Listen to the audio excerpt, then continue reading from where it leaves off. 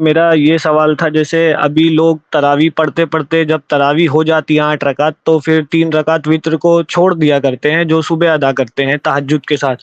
تو کیا یہ صحیح طریقہ ہے کہ آپ تہجد اور تراویح ایسا دو پڑھ سکتے ہیں اور صبح بھی پھر اگر 8 رکعت سنت پڑھ کے پہ اگر سنت پہ عمل کرنے کا جذبہ ہے، اگر آپ یہ مانتے ہیں، آپ کا یہ منہج ہے کہ ہم اللہ کے نبی صلی اللہ علیہ وسلم کے طریقے کو مقدم کریں گے، اسی کو فالو کریں گے، تو آپ کو 11 سے زیادہ نہیں پڑھنا چاہیے. آپ نے 11 پڑھ لیا، وطر ہو گیا، اب آپ کوئی اور نماز نہیں پڑھیں گے. اگر آپ کو پوری رات نماز پڑھنے کا شوق ہے تو اسی 11 کو لمبا کر کے پڑھیں، یعنی امام کو چھوڑ دیں. آپ گھر پہ آئیں اور خوب لمبا کر کے آپ تراویح کو پڑھیں، یعنی 2 رکعت پڑھیں خوب لمبی پڑھیں، یا 4 رکعت پڑھیں خوب لمبی پڑھیں، پھر 4 رکعت پڑھیں خوب لمبی، فجر تک لے جائیں. تو اگر آپ کو نماز پڑھنے کا زیادہ آپ کو اللہ تعالیٰ نے توفیق دی ہے تو آپ اسی کو لمبا کریں. جیسے اللہ کے نبی صلی اللہ علیہ وسلم نے 3 رات پڑھائی تھی، اور تینوں راتوں میں جو دورانیہ تھا نماز کا وہ الگ الگ تھا. پہلی رات ثلث لیل تک پڑھائی، دوسری رات نصف لیل تک، تیسری رات تقریباً پوری رات تک. تو آپ نے کیا کیا؟ آپ نے رکعتوں کی تعداد نہیں بڑھائی، آپ نے جو دورانیہ ہے نا، قرات کی جو مدت ہے وہ بڑھا دیا.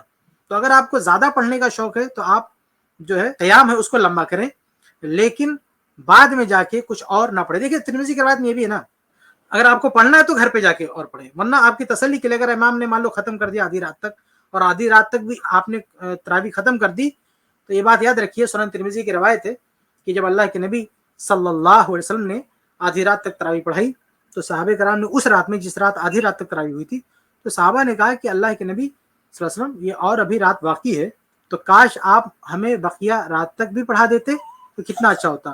تو اللہ کے نبی صلی اللہ علیہ وسلم نے فرمایا کہ جو امام کے ساتھ تراویح پڑھ لیتا نا، امام کے ساتھ جو قیام کر لیتا ہے، تو سمجھو پوری رات قیام کا اس کو ثواب مل گیا. تو الحمدللہ انف ہے، کافی ہے. اگر آپ نے امام کے ساتھ پڑھ لیا تو حدیث میں بشارت موجود ہے کہ پوری رات قیام کا ثواب آپ کو مل جائے گا. اس لیے اگر ہم نے 11 پڑھ لیا ہے تو اس کے علاوہ مزید کچھ پڑھنے کی ضرورت نہیں ہے. شیخ البانی رحمہ اللہ کی بھی یہی رائے ہے کہ اس کے آگے اور نہیں پڑھنا چاہیے. امام مالک رحمہ اللہ کی بھی یہی رائے ہے، اس کے آگے کچھ اور نہیں پڑھنا چاہیے. بلکہ میں بات ختم کروں گا، بات لمبی نہ ہو. خود عمر ابن الخطاب رضی اللہ تعالیٰ عنہ، جنہوں نے باضابطہ ایک امام کے ساتھ سب کو جمع کر دیا، وہ خود اس جماعت کے ساتھ تراویح نہیں پڑھتے تھے. خلیفہ دوم عمر ابن الخطاب رضی اللہ تعالیٰ عنہ اس جماعت کے ساتھ جن کو انہوں نے خود قائم کیا تھا، ان کے ساتھ تراویح نہیں پڑھتے تھے. وہ گھر جا کے الگ پڑھتے تھے. کیوں؟ وہ کہتے تھے کیونکہ وہ عشاء کے بعد فوراً وہ جماعت کھڑی ہو جاتی تھی.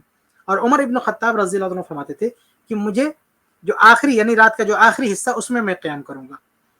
تو چونکہ رات کے آخری حصے میں عمر ابن الخطاب رضی اللہ عنہ کو پڑھنا ہوتا تھا، اس لیے وہ شروع کی تراویح چھوڑ دیتے تھے. آپ ذرا سوچیں کہ اگر تراویح کے بعد الگ سے تہجد پڑھنے کی گنجائش ہوتی یا وہ بہتر طریقہ ہوتا تو خود خلیفہ دوم اس پہ عمل کرتے. یعنی تراویح امام کے ساتھ، یعنی جو جماعت ہو رہی تھی اسی جماعت کے ساتھ آپ تراویح پڑھ لیتے، اس کے بعد جب گھر جاتے تو تہجد بھی پڑھ لیتے. لیکن خلیفہ دوم نے ایسا کچھ نہیں کیا. یعنی صحابہ کرام، یعنی نبی کی زندگی میں ہم دیکھتے تو نبی نے بھی پوری رات تراویح پڑھی لیکن تہجد نہیں پڑھا. صحابہ میں جو عمر ابن الخطاب رضی اللہ عنہ، جن کا نام تراویح کے حوالے سے سب سے زیادہ معروف ہے، ان کی زندگی میں ہم دیکھتے ہیں تو انہوں نے بھی تراویح جا کے لاسٹ میں پڑھی، لیکن شروع میں تراویح نہیں پڑھی. تو نبی کی سنت سے، صحابہ کرام کے آثار سے پتہ چلتا ہے کہ تراویح ہم نے پڑھ لی ہے تو اب اور کوئی نماز پڑھنے کی ضرورت نہیں ہے. السلام علیکم ورحمۃ اللہ وبرکاتہ. اس کلپ کی فل ویڈیو دیکھنے کے لیے ہمارے چینل پر ضرور آئیں. آئی پلس ٹی وی نے ایک نیا یوٹیوب چینل شروع کیا ہے جس کا نام ہے آئی پلس ٹی وی اختلاف کا حل.